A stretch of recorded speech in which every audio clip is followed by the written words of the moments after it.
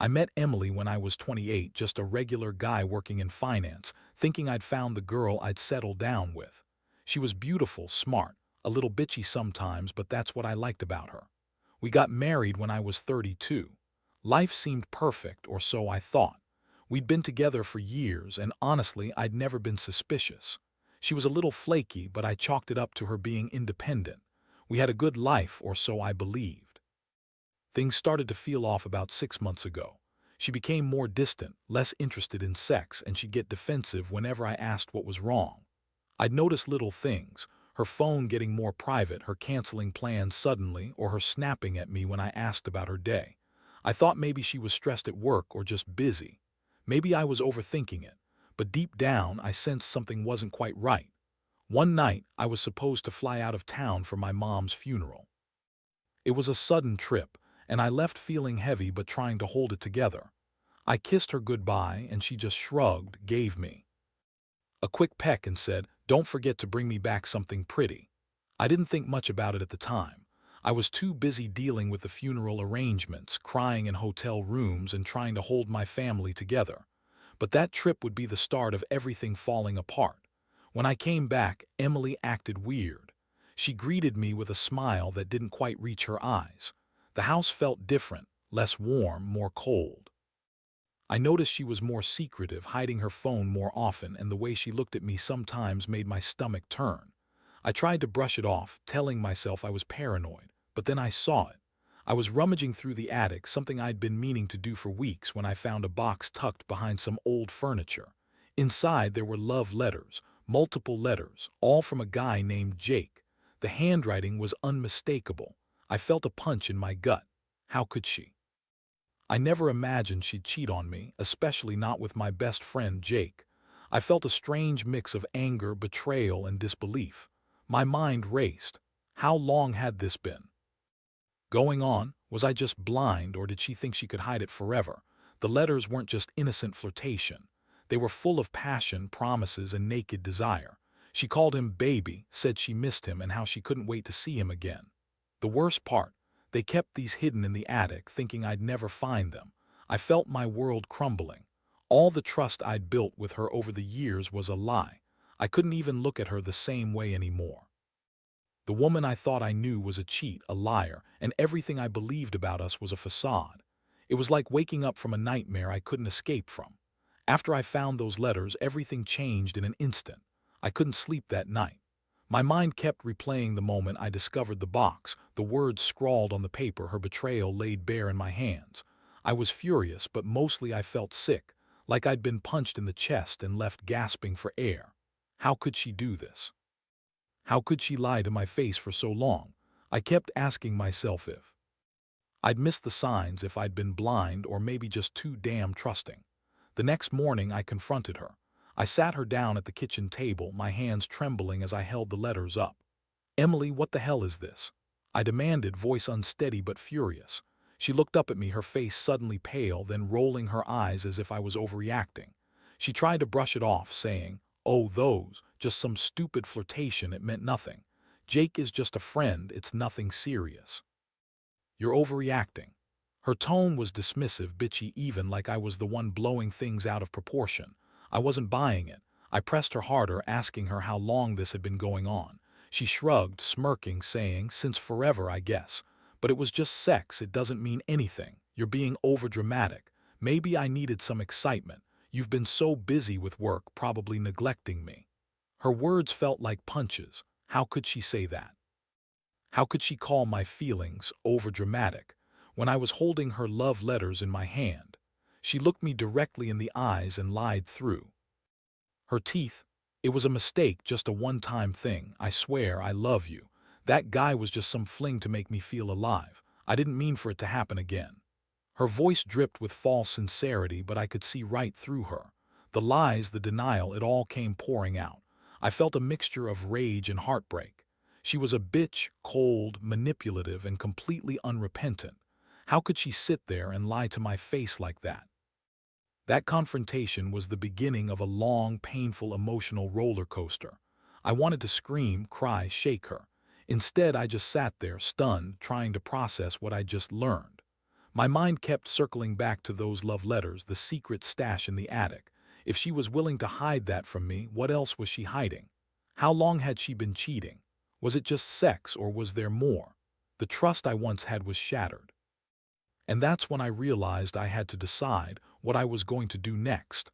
After that day, everything changed. I couldn't look at Emily the same way. The woman I thought I knew was gone, replaced by this stranger who lied, cheated, and dismissed my feelings like they meant nothing. I felt a deep sense of betrayal, but also a strange clarity. I knew I couldn't stay in this marriage, not after what I found. Still, I needed to plan my next move carefully. I didn't want to get caught off guard, especially not with her bitchy attitude and her penchant for lying her way out of everything. I started digging around more, reading her emails, checking her phone when she wasn't looking. I needed to know how deep this went. Turns out she had more than just a few love letters hiding in the attic. There were night texts, secret calls, even some explicit photos she'd sent him. It was like she'd been living a double life for months, maybe longer. The more I uncovered, the more I realized how much she had lied. She kept telling me she loved me, that I was her everything, but behind my back, she was screwing my best friend and living this secret life. That realization stung worse than anything. I actually considered confronting Jake, my best friend, face to face, but I knew that wouldn't end well. If I did, I risked losing not just my wife but my best friend too. No, I needed to be smarter. I decided to wait, to watch how they interacted, to gather enough evidence that I could use against them if I needed to. I also started making plans to leave, to get out of this nightmare. I didn't want her to think I was just going to roll over and accept her betrayal. No way. I'd make her regret ever messing with me. During this time, her attitude only got more bitchy. She'd call me paranoid whenever I brought up her phone or her attitude. "You're crazy, Kevin," she snapped one day. "You're imagining things. Maybe you're just jealous because I'm not giving you enough attention." Yeah, right. She was the one sneaking around, not me. I knew her game now, and I was determined not to be the fool anymore. I kept my cool, played it smart, but inside I was boiling with anger. Every time I saw her smirk, I wanted to shake her, tell her I knew everything. But I stayed quiet, biding my time, plotting my revenge. I wasn't going to let her win without paying a price. The moment I decided to act was like a switch flipping in my head. I couldn't keep pretending everything was fine when I had concrete proof of her lies and betrayal. I knew I had to confront her again, but this time with a plan. I wanted her to know I wasn't some naive fool anymore. I wanted her to see that I had uncovered everything, that I knew about the secret letters, the texts, the whole damn affair with Jake. One evening, I waited until she was in the shower. I went into her phone, carefully disabling notifications and locking the screen. I opened her email account and found more messages, more explicit conversations, plans to meet up, fantasies they'd shared. I screenshot everything. I even found a hidden folder full of photos she'd taken of herself and Jake. It was all so sickening, but I needed the proof to end this once and for all. Then I set my plan into motion. I went to the attic again and grabbed all the love letters, the explicit texts, the pictures, all of it. I compiled everything into a neat folder, printed out some key messages, and prepared to confront her with it. The next day I told her I wanted to talk. She rolled her eyes, the bitchy smirk on her face again, but I could see that she was starting to realize I wasn't bluffing anymore. When she sat down, I slid the folder across the table and said, "You lied to me. All those love letters, the texts, the pictures, I found them. Do you want to explain?" Her eyes widened for a moment, then she laughed, that nasty, dismissive laugh she always had. "Kevin, you're overreacting. That's just some stupid flirtation. You're making a big deal out of nothing." She tried to brush it off, acting like I was crazy, but I pressed her, showing her everything I had gathered. Her face started to pale as she realized I wasn't bluffing. That confrontation was intense. She kept denying everything, claiming Jake was just a friend, that it was just sex, that I was paranoid. But I knew better. I saw her true face, cold, manipulative, and completely unrepentant. I told her I was done, that I couldn't trust her anymore, and that I was leaving. She scoffed, said I was overreacting again, and called me jealous and possessive. But I didn't care what she called me. I knew the truth, and that's what mattered. I was finally done being humiliated and lied to. I was going to make her regret this betrayal one way or another. After that day, I knew there was no turning back. I had the evidence and I'd made up my mind. No more pretending, no more lies. I told her I was leaving, packed a bag, told her I'd be staying at a friend's house for a few days while I figured things out. She reacted with her signature bitchiness, trying to guilt me, calling me paranoid, crazy, and accusing me of being insecure. But I just stared at her, cold and steady, knowing the truth was finally out in the open. That night I couldn't sleep. All I could think about was how she'd lied to me for so long. I kept replaying the moments when I found the letters, the texts, the photos, every piece of her deception. I felt a mix of sadness, anger, and a strange sense of liberation. I'd always believed in loyalty and honesty, but she had shattered that like it was nothing. The woman I loved turned out to be the biggest hypocrite and cheat I'd ever known. In the following days, I started making arrangements. I contacted a lawyer, figured out my finances, and prepared to file for divorce. I knew this wasn't just about ending a marriage, it was about reclaiming my dignity. I also reached out to Jake, the so-called best friend I'd trusted for years. I didn't confront him directly, at least not yet. But I kept tabs on his social media, waiting for the right moment. At this point, I was just waiting for her to slip up again, or for her to realize I wasn't going to let her manipulate me anymore. Throughout all this, her attitude only got more bitchy and dismissive. She'd call me crazy, accuse me of ruining everything, and lash out whenever I mentioned leaving. Her words didn't hurt as much as her betrayal did.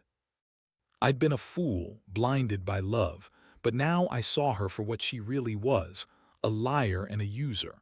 The final straw was when I found out she'd been talking to Jake behind my back even after I confronted her. She still thought she could get away with it, but I was done playing nice. I'd set the wheels in motion, and I was ready to make her regret ever crossing me. I realized that sometimes the only way to get justice is to walk away, especially when someone you trusted turns out to be nothing but a manipulative bitch. This whole experience taught me to trust my instincts more, and that no matter how much you love someone, if they betray you like that, you have to fight back. I was done being the victim. From now on, I was going to do whatever it took to protect myself and move on. In the end, I filed for divorce, and it was ugly. Emily did everything she could to guilt me into staying, calling me names, crying, throwing tantrums. But I had already made up my mind. I knew I deserved better than a wife who lied, cheated, and dismissed my feelings like they meant nothing. The final court hearing was a relief. I felt a weight lift off my shoulders. Seeing her face as everything was finalized, I knew I'd finally taken back control of my life.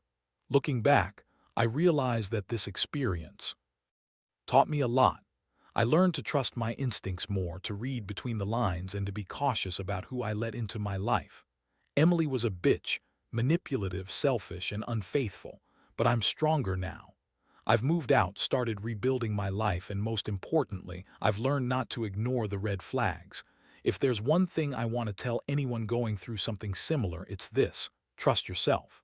When things feel off, don't dismiss it.